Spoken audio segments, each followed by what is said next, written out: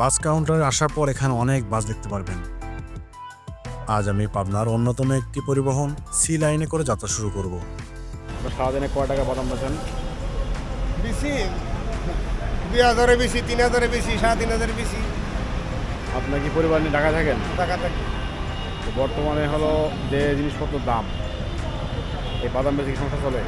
চলে না, কোনো লাভ নেই, চলে না। সম্পূর্ণ যখন কোনো মতো গেলে এখন টিকা আছে গেলি। আচ্ছা, এখানে কে কে থাকে?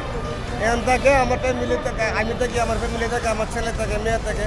আমার ছেলে মেয়ে আছে? তারা কি চাকরি করে না কিছু করে? না, আমার ছেলে ইয়ার থাকে, দোকান থাকে একটা। আরেক ছেলে মনে করেন দোকান থাকে না, এরা মনে করেন লেখাপড়া করে। আরেক ছেলেরা মনে করেন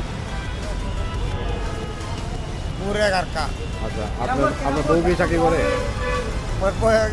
বাসা বাড়ি কাম করে 2000 টাকা 3000 টাকা পায়। বর্তমানে যে অবস্থা দেখতেছি আপনার হলো এই টাকার মধ্যে থাকা সম্ভব হচ্ছে না। অবশেষে আমার বাস ছাড়লো, কাঙ্ক্ষিত বাস। আমি এখন পাবনার উদ্দেশ্যে যাত্রা করছি। একটু একটু করে আমাদের বাস এগিয়ে চলছে সাভার চক্রবর্তীর দিকে।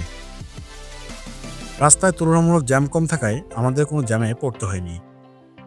ইট পাথরের শহর থেকে একটু একটু করে বের হচ্ছি, আর সবুজে দেখা মিলছে। সাভার আসার পর দেখতে পেলাম এলিভেটরের কাজ অনেকটুকুই শেষ। এটি যদি সবার জন্য উন্মুক্ত করে দেওয়া হয়, তাহলে ঢাকার সাথে সব জেলার যান চলাচলে আর কোনো বাধা থাকবে না।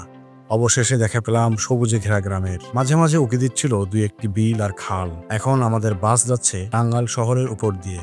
আমাদের বাসের গতি ছিল ঘন্টায় 70 কিলোমিটার। সামনেই টোল প্লাজা।